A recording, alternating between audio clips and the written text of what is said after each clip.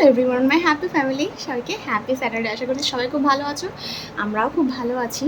আজকে সকাল থেকে যে কী ভালো ছিলাম সেটা আমরাই জানি। বলছি এখন বাজে হচ্ছে 2:45 বাজেনি, 2:40 বাজে। মা গেছে স্নান করতে, এসে মাম্মার ভাত মাখবে, তারপর মাম্মা খাবে। মাম্মা স্নান মানে সকাল থেকে আজকে ঘুম থেকে উঠতে 7টায়, ফ্যানটা হঠাৎ অকেজো হয়ে গেছিলো, বন্ধ হয়ে গেছিলো। কি যাতা অবস্থা, এই সদ্য ফ্যান ঠিক হলো। এখন মানে মামার সেই সকাল থেকে ঘুমোয়নি। ওপরের ঘরে নিয়ে গেলাম, ফ্যান চালিয়ে দিলাম, এসি চালিয়ে দিলাম, কোনো কিছুতেই মেয়ের কাজ হলো না। ওপরের ঘরে গেলে ও ঘুমোতে চায় না, কেন জানি না, খুব আনন্দ পায় আর খেলতে থাকে, সারা খাট জুড়ে ছড়াতে থাকে নিজেকে। ঘুমোবে তো নাই, উপরের ঘরে নিয়ে ঘুমোলো না। সেই স্নান, সাবান শ্যাম্পু দিয়ে স্নান করেছে, শরীর ঠান্ডা হয়ে গেছে। স্নান করে মা ভাত মাখছিল, আর খাওয়ানো গেল না ওকে। তারপরে এখন স্নান করে ঘুমিয়ে পড়লো, তাই জন্য আজকে এতটা লেট হয়ে গেছে। ও ঘুম সব অড টাইমে, রোজ ওর খাওয়া এলোমেলো হয় শুধুমাত্র ঘুমের জন্য। আর এই যে এখানে একগুচ্ছ মানে ভাজ করার জিনিস মাম্মারই বেশি, আমার একটা নাইটি আছে, তো এগুলো আমি ওকে ভাত খাওয়াতে বসলে মা আমিও খাবো, খেয়ে ফটাফট এগুলো ভাজ করবো। তো আজকে যাওয়ার কথা আছে একটু মামা বাড়িতে, ওই জন্মাষ্টমী যেহেতু, তো নিমন্ত্রণ আছে। জানি না কী করবো না করবো, সারাদিন রেস্ট হলো না, সেই ভোর থেকে ঘুম থেকে উঠেছি। কী করবো আর জানি না, আমি মানে সারাটা দিন ঘুম হলো না। শরীর যদি পারমিট করে তাহলে অবশ্যই যাবো। মেয়াবিলিটাকে দেখো দেখো দেখো কী করছে, তাহলে অবশ্যই যাবো। একটু রেস্টের প্রয়োজন, জানি না রেস্ট পাবো কি না। আর এখন কোথাও বেরোতেও ইচ্ছে করে না, জানো তো, সব আলখাল্লা হয়ে গেছে আমার। আমি এত হঠাৎ করে ওয়েট লস করেছি না মামা হওয়ার পরে, আমার এখন চুড়িদার বলো, কুর্তি বলো, শাড়ির ব্লাউজ বলো, কিচ্ছু ফিট হয় না। কোথাও পরে বেরোতে গেলে আমার বড় মানে সমস্যা তৈরি হয়, কী পরবো পুরো কাকতারুয়ার মতো দেখতে লাগে। ওই জন্য আরও যেতে ইচ্ছা, দেখি কি করি না করি। চল, সারাদিন তো অর্ধেকটা সময় এরকম দোনো করে কেটেই গেল। এখন দিনের বাকিটা সময় কি করি না করি শেয়ার করছি, দেখতে থাকো।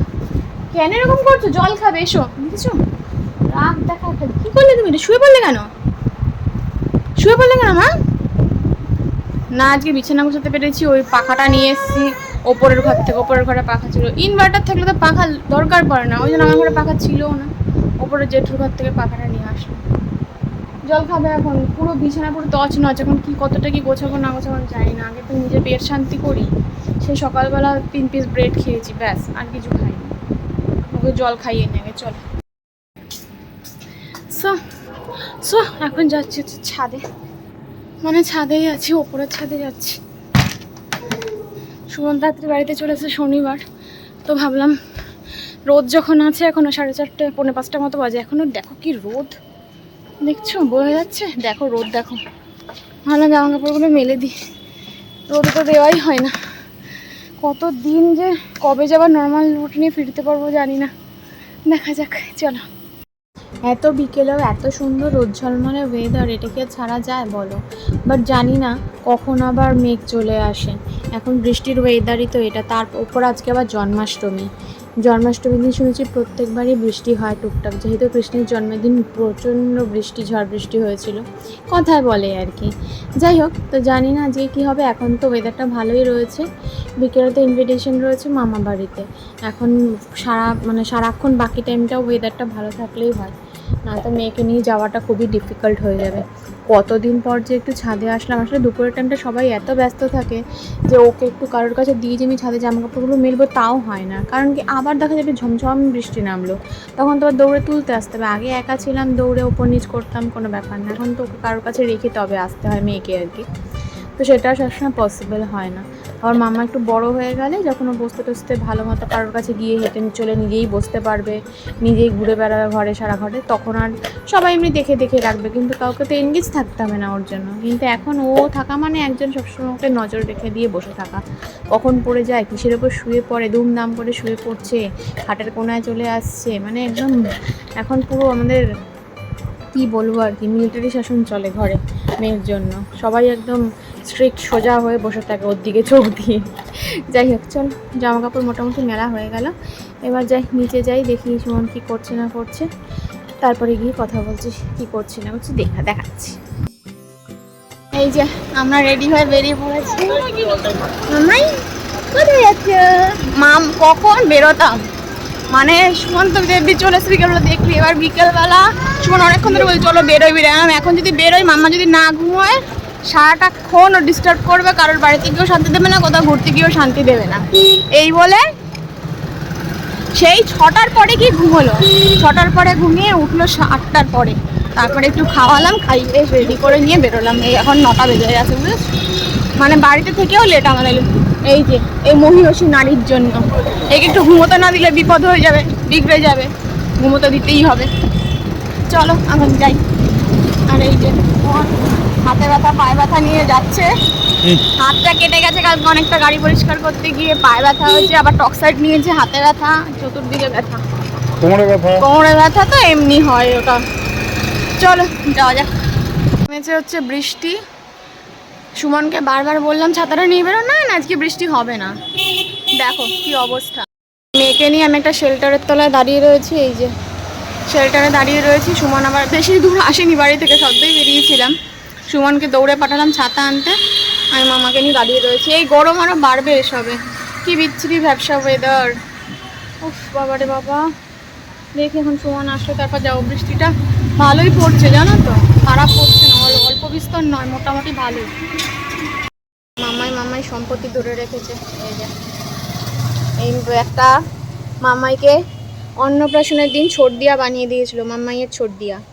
সেই ব্যাগটা নিয়ে আজকে যাচ্ছে ছোট দিয়া নিমন্ত্রণে অ্যাটেন্ড করতে। মামাই বাবাই কোথায় চলে গেল? মা বাবাই কোথায়, কোথায় গেল বাবাই? বাবাই কোথায়? বাবাই কোথায়? মা বাবাই কোথায় চলে গেল আমাদের দাঁড় করিয়ে রেখে? আমি বুঝতে পারছি না কোথায় গেল মা বাবাই, খোঁজো তো।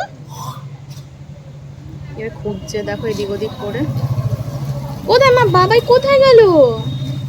শুনুনি বাবাই কোথায়?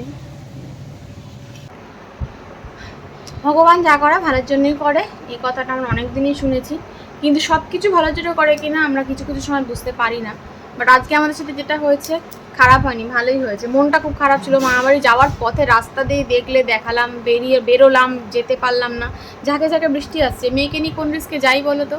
যদি ঠান্ডা লেগে যায় কি ভোগান্তি হয়, ঠান্ডা লাগলে ওকে নিয়ে ভীষণ কষ্ট হয়ে যায়, ওর কষ্ট।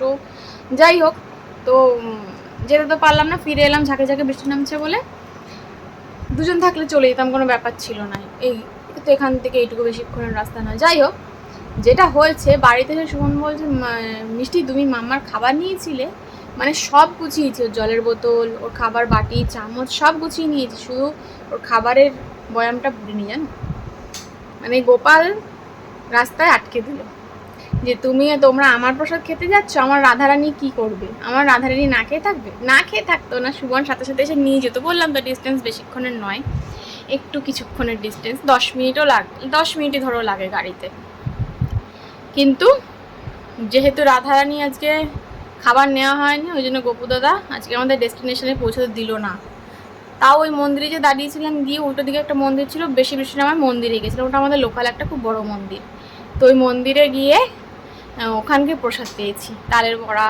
আজকে পুজো হয়েছে, কাকুটা বারবার বলছিলিস তোমরা এলে প্রসাদ দিতে পারবো না, তো ছিল লাস্টে প্রসাদ, সেটাই আমরা পেয়েছি। মানে তোমাদের প্রসাদ দিলাম, আর যাও বাড়িতে গিয়ে এবার রাধারানীকে খাওয়াও, এরকম ব্যাপার আর কি। না এসে চালানো হয়নি, এসো চালাচ্ছি। চলো এখন আমরা ডিনার করে নিই, খাবার কিনে নিয়েছি কারণ বাড়িতে খাবো না বলে গিয়েছিলাম। চল ডিনার করি, তারপর ভিডিওটা শেষ। বাড়িতে খাবো না বলেছিলাম, কিন্তু আমাদের তো যেরকম কথা ছিল না যে আমরা খাবার কিনে এনে বাড়িতে খাবো না, তাহলে ওই এই ইনসিডেন্টটা কার জন্য হলো? বললাম তো এটা গপু দাদা করিয়েছে। একদম বলে দাও ঘটনাটা, মানে কাকতালীয়। হ্যাঁ, আমার রাধারানীর খাবার নিতে তোমরা ভুলে গেছো, তোমাদের আমার প্রসাদ খেতে হবে না বাপু, যাও ওই যে মন্দিরে তোমরা ঢুকলে প্রসাদ তো পেলে, আবার কি ব্যাস সত্যি কথা, প্রসাদ, হ্যাঁ প্রসাদও পেলাম। প্রসাদ খেতে যাচ্ছিল তো, নাও প্রসাদ নাও, এবার বাড়ি যাও আমার রাধারানীকে নিয়ে। আমার রাধারানীকে নিয়ে বাড়ি থেকে খাইয়ে দাও। চল ডিনার করে নি, তারপর ভিডিওটা শেষ করছি। কিছু বলবে মা? ওর আর কি, ওর চাহা বাহানো তাহাই তিপ্পান্ন। কি করছো? শুনুন নিয়ম করতে নেই। আমি মন্দিরে চলে গেছি মাম্মাকে নিয়ে ছাতা ধরে, ওর বাবাই দূরে একটু ওই যেখানে শেল্টারটা নিয়েছিলাম ফার্স্ট ওখানে দাঁড়িয়ে রয়েছে, ও ঝুঁকি দিদি বারবার ও বাবাইকে দেখছি, বাবাই আছে তো, বাবাই চলে যাচ্ছে না তো, ওরে বাবারে মাম্মা এরকম করবে না কিন্তু তুমি। ফাইনালি চলো খেয়ে নি, দেখি চলো খেয়ে নি। সো আমরা খেয়ে দিয়ে চলে এসেছি, মাম্মার ডিনার হয়ে গেছে, আমাদেরও ডিনার হয়ে গেছে, এখন আমরা ঘুমোবো। তো আজকের দিনটাতে এইভাবেই কেটে গেল, বুঝতেই পারলে, দেখতেই পারলে। মামার বাবাই বোরিং লাগাচ্ছে, মামা বারবার ওই কৌটোটাই ধরতে যাবে কেন।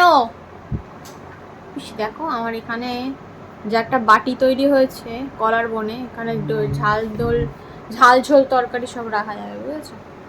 এখানটা দেখো পুরো বাটি হয়ে গেছে, কোনোদিন আমার এরকম ছিল না। যাকে যাক, এখন নিজেকে কেমন সেলিব্রিটি ফিল হয়। ওদের যেরকম পুরো চিপচিপে চেহারা, আমারও এখন চিপচিপে চেহারা হয়ে গেছে, সেলিব্রিটি ফিল হয় আমার নিজেকে। দেখাও শুধু তোমার কাটাটা দেখাও। এই দেখো এই জায়গাটা কেটেছে পুরো একদম হাফ সার্কেল হয়ে, জানো পুরো, মানে যতটা জায়গা বোরিং লাগলো দেখছি ততটা জায়গা কাটা, বোঝো তার মানে কতটা জায়গা কেটেছে গাড়ির পার্টস লাগাতে গিয়ে। আরে এখন সবে হাঁটা শিখছে, একটু এক পা দুপা করে হাঁটে, কি করে জানো, এইখানে গিয়ে এটা ধরবে, এই রডটা ধরবে, ধরে ধরে খালি হাঁটবে, আর না তো করতে দিলে দেখো কিরম ছেটাতে থাকে। এরকম কেন করছো তুমি? ছেড়ে দাও, তুমি মনে লাগিয়েছো, ধরো না ওকে। আমার তো ভয় লাগে মাথায় গিয়ে দম করে ঠোকাটা না খায়, তাহলেই তো হলো। ওই রডটা ধরে ধরে উঠে দাঁড়াবে, ওই ফুলগুলো ধরবে আর ধরে ধরে হাঁটবে। বুঝতে পারছি। তো দেখা হচ্ছে নেক্সট কোনো এক্সাইটিং ব্লগে। ততক্ষণ সবাই ভালো থাকো, সুস্থ থাকো, সাবধানে থেকো। ভিডিও ভালো লাগলে লাইক দিও, চ্যানেলকে সাবস্ক্রাইব করে দিও। যারা ফেসবুক থেকে দেখছো তারা পেজটাকে ফলো করে দিও। কতটা স্পিডে বলতে হয়, কথা তুলতে যাচ্ছে এর জন্য শুধুমাত্র। চলো, আর যারা ইউটিউব থেকে দেখছো তারা লাইক দিও, চ্যানেলটাকে সাবস্ক্রাইব করে দিও। দেখা হচ্ছে নেক্সট ব্লগে। চলো, গুড নাইট, টাটা।